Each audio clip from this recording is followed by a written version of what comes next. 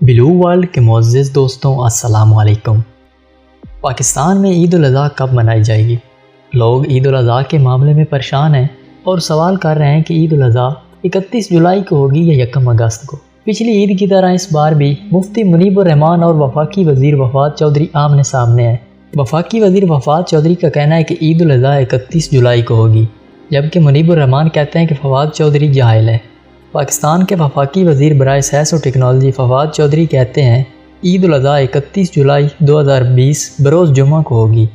پیر کے روز عید کے چاند کے معاملے پر جاری کردہ ٹویٹ پیغام میں وفاقی وزیر نے لکھا ہے 21 جولائی کو ذی الحج کا چاند کراچی اور اس کے ارد گرد کے علاقوں میں دوربین سے واضح طور پر نظر آیا اور کئی علاقوں میں خالی آنکھ سے بھی دیکھا گیا۔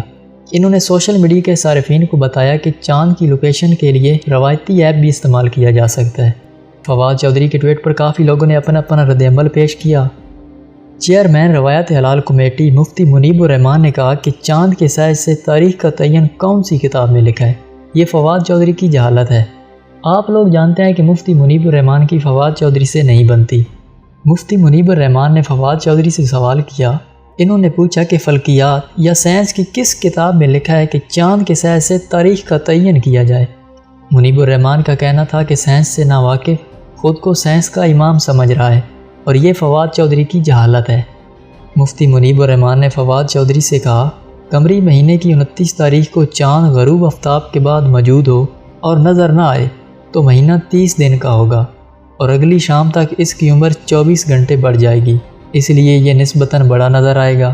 اس عید پر مفتی منیب الرحمان نے وفات چودھری کو شکست دے دی۔ فواد چودھری کا کہنا ہے کہ پاکستان میں عید مفتی منیب الرحمان اور حلال کمیٹی کے ممبران کے کہنے کے مطابق 1 اگست کو منائی جائے گی۔